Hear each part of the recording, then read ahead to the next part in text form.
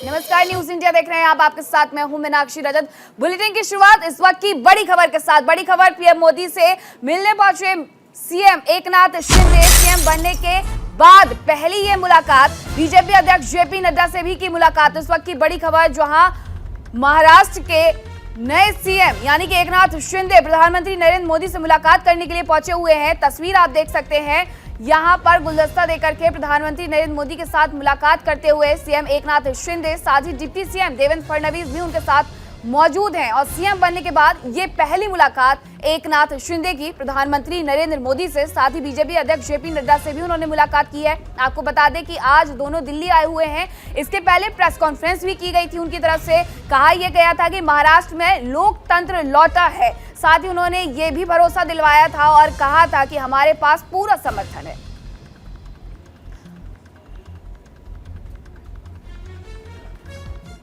अधिक जानकारी के साथ मेरे सहयोगी दीपक चौबे जुड़ गए हैं। दीपक, प्रधानमंत्री नरेंद्र मोदी से मुलाकात करने पहुंचे हैं नए मुख्यमंत्री महाराष्ट्र के एकनाथ शिंदे। क्या अभी भी ये मुलाकात जारी है?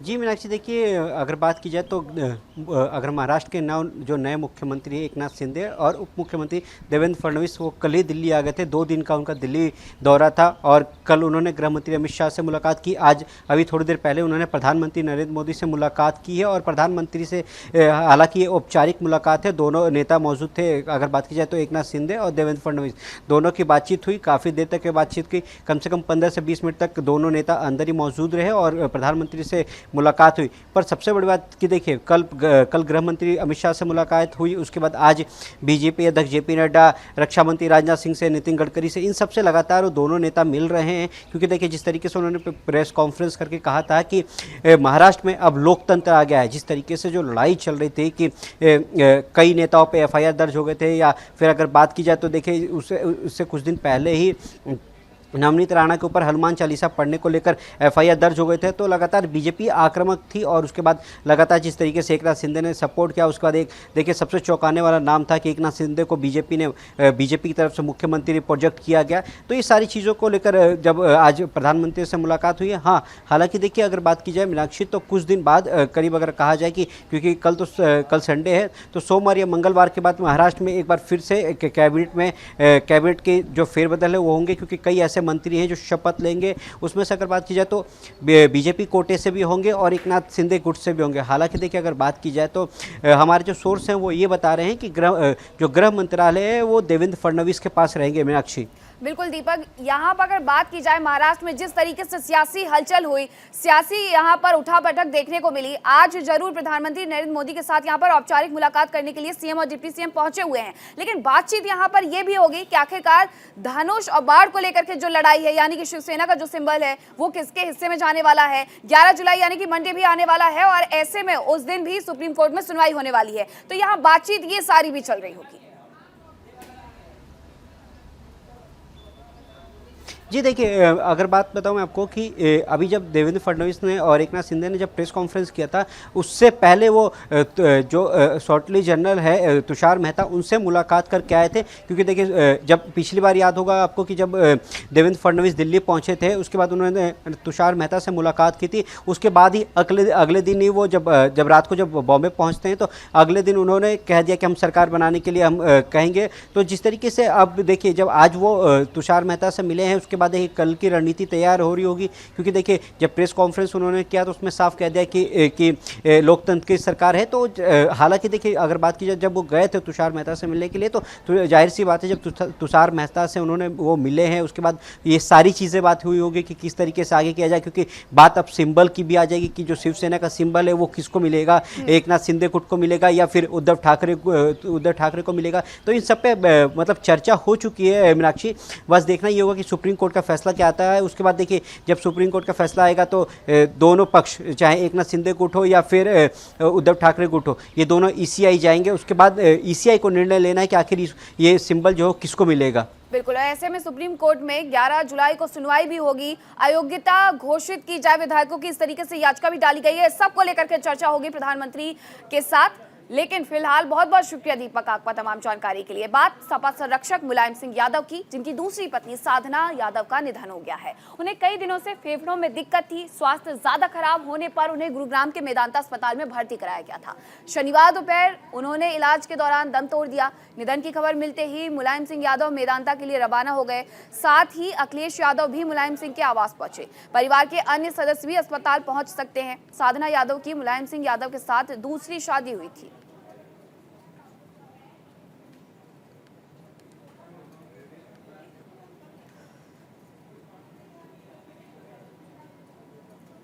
और हमारे सहयोगी नीरज मिश्रा लखनऊ से जुड़ गए हैं। लखनऊ में क्या कुछ हलचल है? मेदांता अस्पताल से क्या उनका शव अब लखनऊ के लिए भेज दिया गया है? वहां क्या हलचल है आवास पर?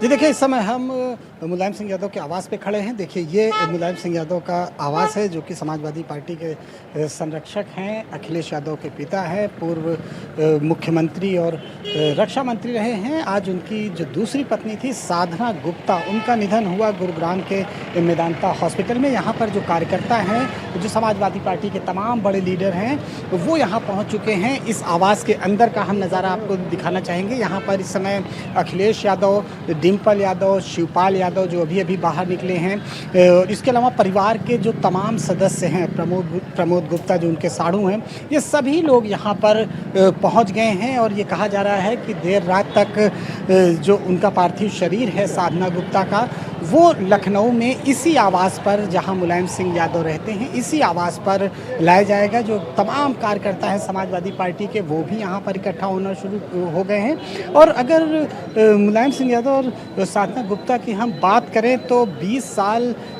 मुलायम सिंह यादव से छोटी थी, और सन 80 में उनकी मुलाकात हुई थी। और उसके बाद साधना गुप्ता की भी शादी हो चुकी थी, मुलायम सिंह यादव की भी शादी हो गई थी। लेकिन फिर बाद में मुलायम सिंह यादव ने साधना गुप्ता से शादी कर ली। उनके बेटे हैं प्रतीक, और अपर्णा यादव उनकी बहू है, जो इस समय भारतीय जनता पार्टी इन्होंने जस्ट चुनाव से पहले ज्वाइन किया था। तो कुल मिला के कहा जाए कि समाजवादी पार्टी और भारतीय जनता पार्टी दोनों के नेता यहाँ पर नेताओं का जमावड़ा शुरू हो गया है। ऐसे में अंतिम संस्कार को लेकर के क्या कोई जानकारी दी गई है सपा संरक्षक के द्वारा या उनके परिजनों के द्वारा?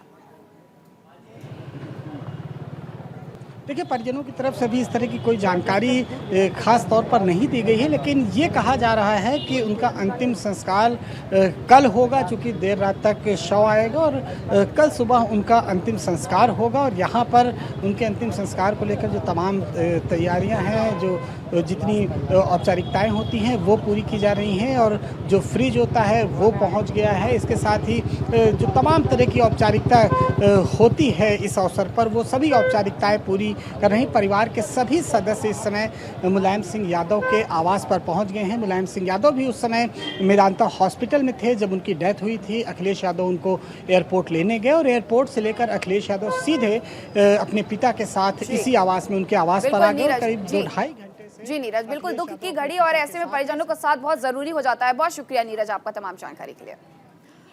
दिल्ली में बीजेपी ने एक प्रेस कॉन्फ्रेंस के जरिए कांग्रेस को आतंकवाद समेत कई मसलों पर घेरा है। बीजेपी नेता संबित पात्रा ने हमला बोलते हुए कहा है कि कांग्रेस का हाथ आतंकवाद के साथ है। उन्होंने ये भी कहा कि आश्चर्य का विषय है कि देश के 22 जगहों पर कांग्रेस पार्टी आतंकवाद के विषय में प्रेस कॉन्फ्रेंस कर रही है। तुष्टीकरण के कारण से जिस प्रकार से कांग्रेस ने आतंकवाद का साथ दिया, ये कहना गलत नहीं होगा कि कांग्रेस का हाथ आतंकवाद के साथ है। कांग्रेस का काम तुष्टीकरण है, ये सभी आरोप लगाए हैं संबित पात्रा ने। जगहों पर कांग्रेस पार्टी आतंकवाद के विषय में प्रेस कॉन्फ्रेंस कर रही है। जिस पार्टी का नींव तुष्टीकरण का हो, और तुष्टीकरण के कारण से जिस प्रकार कांग्रेस पार्टी ने आतंकवाद का साथ दिया है, यह कहना अतिशयोक्ति नहीं होगा। जो हमने पुराने समय में भी कहा था कि कांग्रेस का हाथ आतंकवाद के साथ, जहां जहां आतंकवादी गतिविधियां हुई हैं हिंदुस्तान में, किस प्रकार तुष्टीकरण के राजनीति के कारण कांग्रेस पार्टी ने वहां आतंकवादियों का और आतंकवाद का साथ और समर्थन किया है, यह सूची बहुत लंबी है। आदरणीय सोनिया जी जिस प्रकार फूट फूट कर रो पड़ी थी, बाटला हाउस एनकाउंटर में आतंकवादियों के लाश को देखकर स्वयं उनके मंत्री सलमान खुर्शीद ने बताया था। दुख होता है कि इस पूरे प्रक्रिया में कांग्रेस पार्टी ने जिस प्रकार बलिदानी मोहन चंद शर्मा जो इंस्पेक्टर रहे बाटला हाउस के समय, उनके ऊपर आघात करती है और आतंकवादियों के साथ खड़ी होती है, वो आज आतंकवाद को लेकर प्रवचन कर रही है। वहीं आतंकवाद के मुद्दे पर कांग्रेस ने बीजेपी पर हमला बोला है। कांग्रेस पार्टी के राष्ट्रीय प्रवक्ता संजय निरुपम ने कहा है कि बीजेपी का आतंकवादियों से रिश्ता है। संजय निरुपम ने आगे और क्या कुछ कहा, सुनिए। गांव के लोग बड़ा चौकस हो गए हैं, बड़ा सावधान हो गए हैं, बड़े सतर्क हैं और जहां कहीं इस प्रकार की कोई घटना दिखती है या आशंका होती है उस व्यक्ति को पकड़ ले रहे हैं। तो 2 लोगों को गिरफ्तार किया, उसमें एक व्यक्ति का नाम है तालिब हुसैन शाह और उसको गिरफ्तार करके वहां एनआईए को दे दिया गया। और यह भी पता चला कि ये लोग अमरनाथ यात्रियों पे हमला करने का कुछ षड्यंत्र रच रहे हैं। पता चलता है कि तालिब हुसैन शाह साहब जो हैं ये भारतीय जनता पार्टी के आईटी सेल के प्रमुख हैं। हम आरोप नहीं लगा रहे, बीजेपी ने स्वीकार किया है कि हाँ वो हमारा पदाधिकारी था।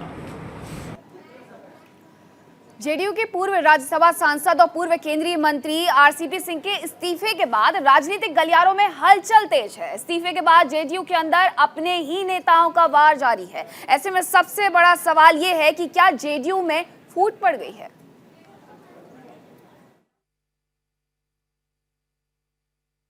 आरसीपी की बात करें तो जाहिर तौर पर नीतीश कुमार ने उन्हें अध्यक्ष से लेकर तमाम संगठन में जगह दिया, लेकिन जैसे ही इस बार राज्यसभा का टिकट कटा, बिहार की राजनीति गर्मा गई है।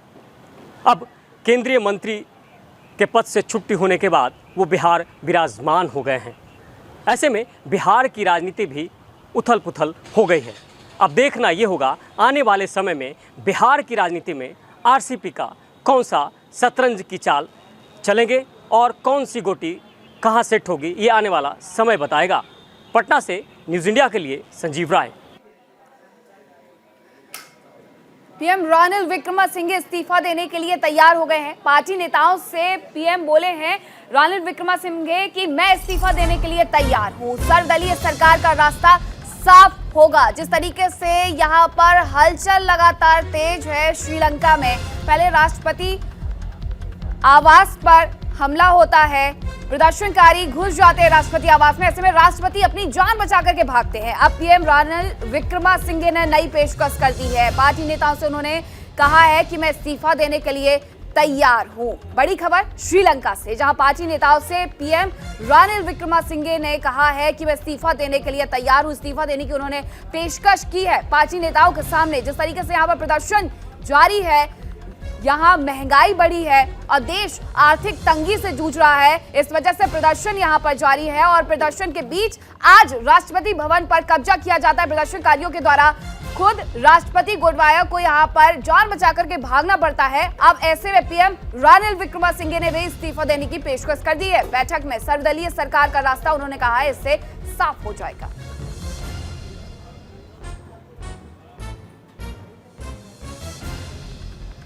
पीएम रानिल विक्रमसिंघे ने इस्तीफा देने की पेशकश कर दी है। इस्तीफा देने के लिए वो तैयार है। खबर हिमाचल से है, जहां सोलन की आप प्रदेश अध्यक्ष सुरजीत ठाकुर के नेतृत्व में बदलाव यात्रा निकाली गई है। आप यात्रा प्रदेश सरकार के स्वास्थ्य मंत्री के गृह विधानसभा क्षेत्र से भी गुजरी। इस दौरान वहां तमाम तरह की दिक्कतों को लेकर स्थानीय लोगों ने आप अध्यक्ष से चर्चा की। उन्होंने बताया कि यहां स्वास्थ्य सुविधाएं बदहाल हैं। धर्मपुर, कसौली और परमाणु के अस्पताल में डॉक्टरों के पद खाली है। डॉक्टरों के न होने से मरीजों को इलाज ही नहीं होता है।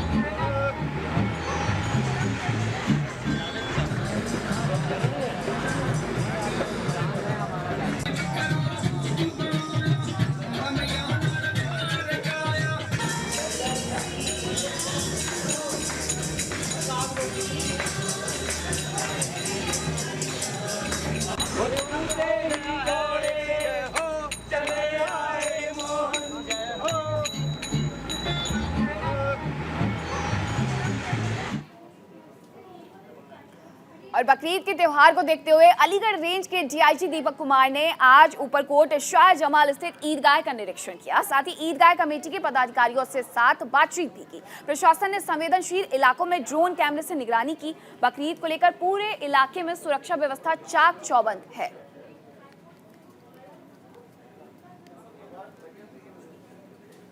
अलीगढ़ में डीआईजी ने मस्जिद का निरीक्षण किया है। बकरीद का त्योहार आने वाला है, ऐसे में ईदगाह कमेटी के पदाधिकारियों के साथ उन्होंने बातचीत भी की है। अलीगढ़ मुस्लिम यूनिवर्सिटी के पॉलिटेक्निक मैकेनिकल इंजीनियरिंग सेक्शन के शिक्षक शमशाद अली द्वारा तैयार की गई व्यायाम साइकिल शारीरिक व्यायाम के साथ बिजली उत्पन्न करती है और साथ ही मसाले भी पीसती है। इस आविष्कार को हाल ही में बौद्धिक संपदा भारत द्वारा पेटेंट कराया गया है। इसे चलाने के लिए उपयोग होने वाली ऊर्जा एक बिजली जनरेटर और फिर एक मशीन में स्थानांतरित हो जाती है, जो मसालों को पीसती है और सब्जी का पेस्ट भी बनाती है। अलीगढ़ मुस्लिम यूनिवर्सिटी के शिक्षक शमशाद ने बताया कि इस बाइक के आविष्कार के पीछे का मकसद बार बार बिजली की कटौती का समाधान खोजना है और अन्य उद्देश्यों के लिए इसका प्रयोग करना है। उन्होंने कहा कि ये साइकिल न केवल ऊर्जा का एक स्वच्छ स्रोत होगा, बल्कि ये लोगों को स्वस्थ भी रखेगा और रोगों के प्रति प्रतिरोधक क्षमता पैदा करेगा। ऊपर से दिखाइए। हाँ, ऊपर से चला रहा है। दिखा दिया मैंने, पहले ही दिखा दिया।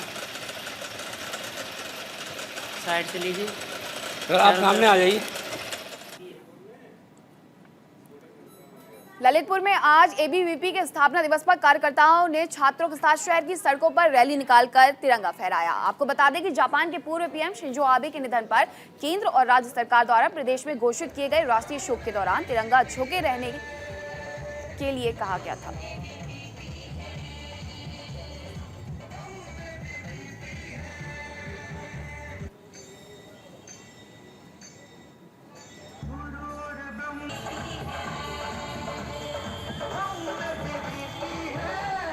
आज एबीवीपी अखिल भारतीय विद्यार्थी परिषद के 75 वर्ष पूर्ण होने पर हम लोग राष्ट्रीय छात्र दिवस स्थापना दिवस के अवसर पर मना रहे हैं। अखिल भारतीय विद्यार्थी परिषद 75वें वर्ष में प्रवेश करने जा रही है, जिस रूप में सप्ताह भर के कार्यक्रम अखिल भारतीय विद्यार्थी परिषद संपूर्ण जिला में मना रहा है, जिस उपलक्ष्य में आज एक ललितपुर नगर में महारैली का आयोजन किया गया, जिसमें छात्र एवं अखिल भारतीय विद्यार्थी परिषद के कार्यकर्ताओं का सहयोग रहा। बात फिल्म काली की, जिसका पोस्टर को लेकर विवाद थमने का नाम नहीं ले रहा है। जगह जगह हिंदू संगठन लगातार विरोध प्रदर्शन कर रहे हैं। इसी क्रम में शनिवार को बड़ौत में भी काली फिल्म पोस्टर विवाद को लेकर विश्व हिंदू परिषद और बजरंग दल के कार्यकर्ता विरोध करते हुए नजर आए। कार्यकर्ताओं ने कोतवाली पहुंचकर जमकर विरोध प्रदर्शन किया। जमकर नारेबाजी करते हुए फिल्म निर्देशक के खिलाफ एफआईआर दर्ज करने की मांग भी की। कार्यकर्ताओं का कहना था कि लगातार हिंदू धर्म की आस्था से खिलवाड़ किया जा रहा है।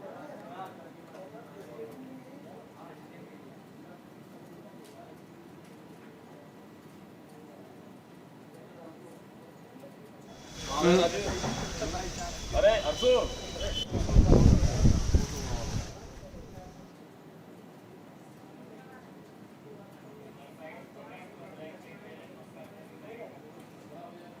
तो बड़ौत में भी फिल्म काली का विरोध प्रदर्शन देखने को मिला है। विश्व हिंदू परिषद और बजरंग दल ने यह प्रदर्शन किया है। आपको बता दें कि डॉक्यूमेंट्री फिल्म काली का पोस्टर जिस तरीके से सामने आया, उसको लेकर के विवाद लगातार बढ़ता जा रहा है।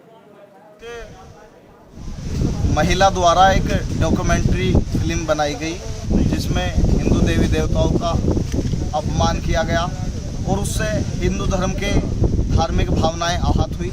इस संबंध में पूरे देश के अंदर ज्ञापन देने का कार्यक्रम के तहत विश्व हिंदू परिषद बजरंग दल ने एक ज्ञापन बड़ौत थाने में दिया है और विश्व हिंदू बजरंग दल ने कहा है कि अगर इस तरीके से कोई घटनाएं होंगी तो बजरंग दल पीछे हटने वाला नहीं है। चाहे इसके लिए कार्यकर्ताओं को सड़क पर उतरना पड़े, जगह जगह विरोध प्रदर्शन करे, इससे बजरंग दल पीछे हटने में गुरेज नहीं करेगा और ईंट से ईंट भिड़ाकर बजरंग दल इस तरीके की जो दुस्साहसिक घटनाएं ये हो रही हैं, इन पर रोक लगाने की बजरंग दल मांग। झारखंड के गढ़वा जिले में एक माध्यमिक विद्यालय में बिना हाथ जोड़े प्रार्थना किए जाने का मामला हाल के दिनों में सुर्खियों में आया था।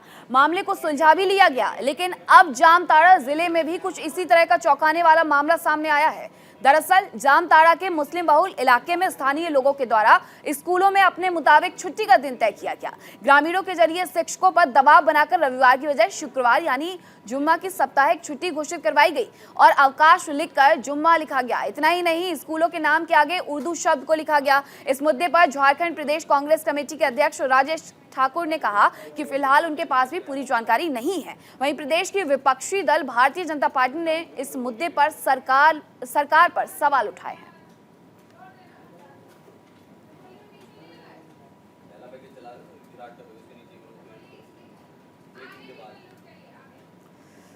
कोरोना काल के चलते पिछले 2 सालों से कांवड़ यात्रा पर रोक लगी थी, लेकिन इस बार कोरोना की रफ्तार धीमी होने के बाद अब शिव भक्तों में खुशी की लहर है। आपको बता दें कि इसी को लेकर के दिल्ली से फरीदाबाद में भी पुलिस ने कांवड़ियों की सुरक्षा और उनसे जुड़े हर मुद्दे पर पुलिस की कड़ी नजर है। आपको बता दें, कांवड़ियों की सेवा और सुरक्षा के लिए फरीदाबाद पुलिस के 2500 पुलिस के जवान दिन रात तैनात रहेंगे। सीसीटीवी से भी सभी कांवड़ियों के साथ साथ उनके शिविर पर निगरानी रखी जाएगी।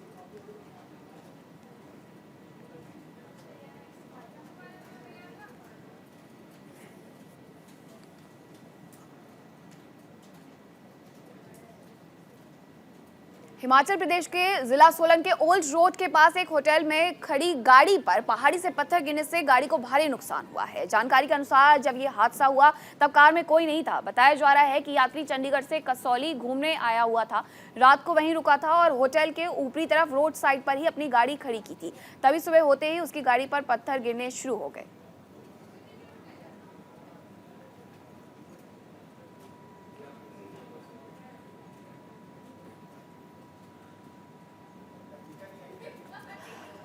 ये तस्वीरें आप देख सकते हैं, पर्यटक की गाड़ी पर पत्थर गिरे हैं जिसकी वजह से गाड़ी को काफी नुकसान हुआ है और इसका सीसीटीवी फुटेज भी सामने आया है। कसौली में ये हादसा हुआ है।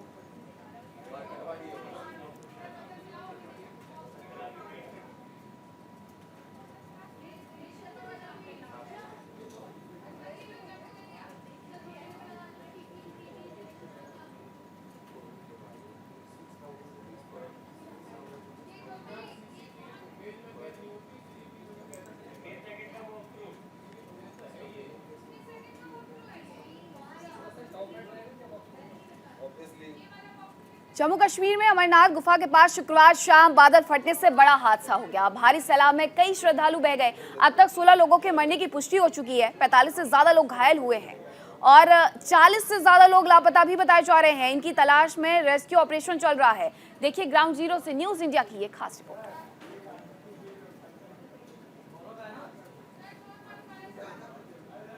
देखिए जिस तरीके से अमरनाथ में कल हादसा हुआ है, अभी तक 16 लोगों की मौत की खबर है। मिसिंग कंप्लेंट्स भी कई है और शाम 5:30 बजे ये हादसा हुआ था। इस दौरान अमरनाथ गुफा के पास बादल फटा था जिसमें कई श्रद्धालु बह गए थे। खबर ये है, अपडेट ये है कि 16 लोगों की इसमें मौत हो गई है।